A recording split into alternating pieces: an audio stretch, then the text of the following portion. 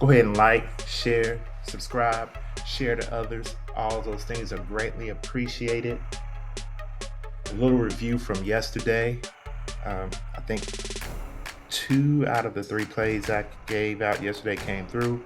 First play was Valdez-Scantling from KC. He did not get his 18.5 receiving yards. He was targeted 3 times, I think.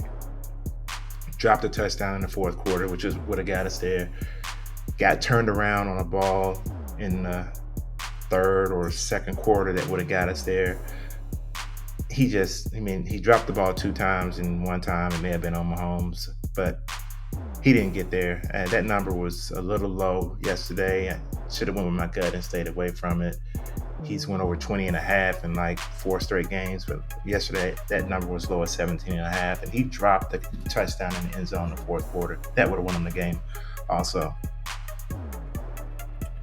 The other play I gave out yesterday was Zion Williamson's 4.5 rebounds. He went over, and Zach LaVine 3.5 assists. He went over it. And it was the assist number that I gave out for Zion. He went over 4.5 assists yesterday.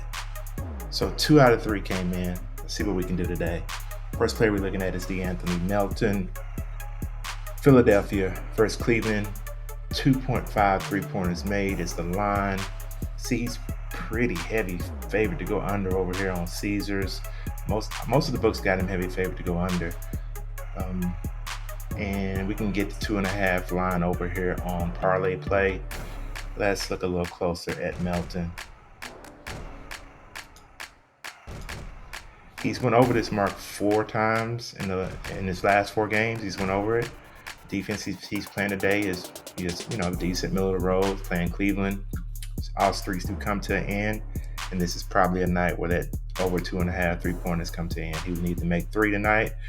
I like the under on D'Anthony Melton to go under 2.5 3-pointers made. Second player we're looking at is going to be Scotty Barnes, Toronto. And we're looking at his assist.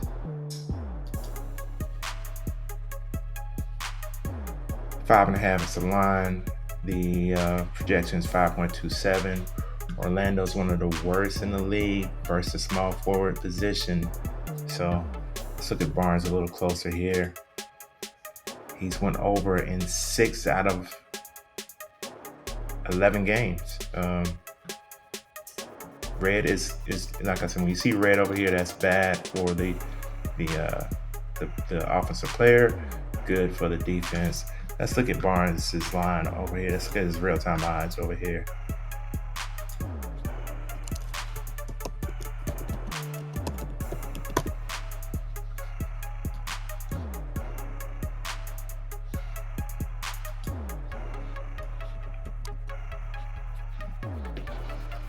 And we're gonna look at Barnes.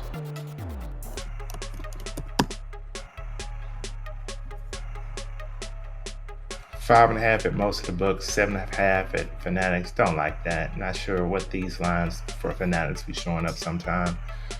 Still can get them at 5 on Underdog. 5 on PrizePicks. So they have dropped their line to 5.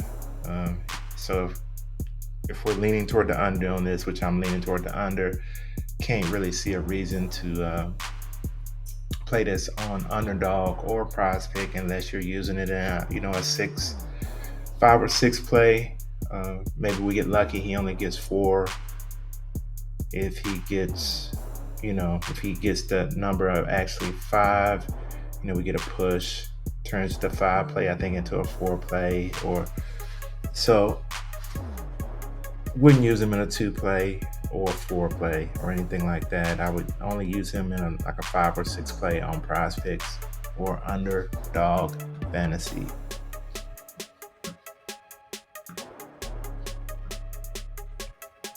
Last player we're looking at is going to be Miles Turner. We're looking at his steals and blocks of 2.5.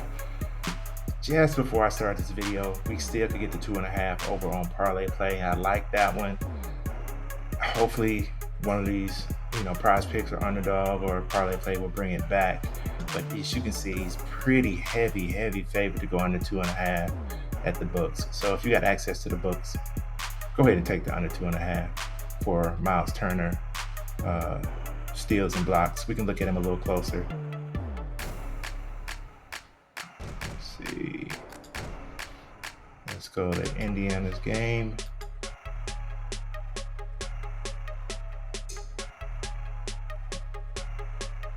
Indiana's playing Atlanta. Let's look at steals and blocks. Look at Miles Turner. 2.5 is the line. Projection 2.21.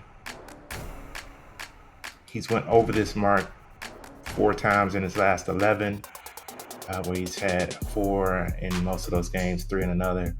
But I'm going to take the under tonight, 2.5.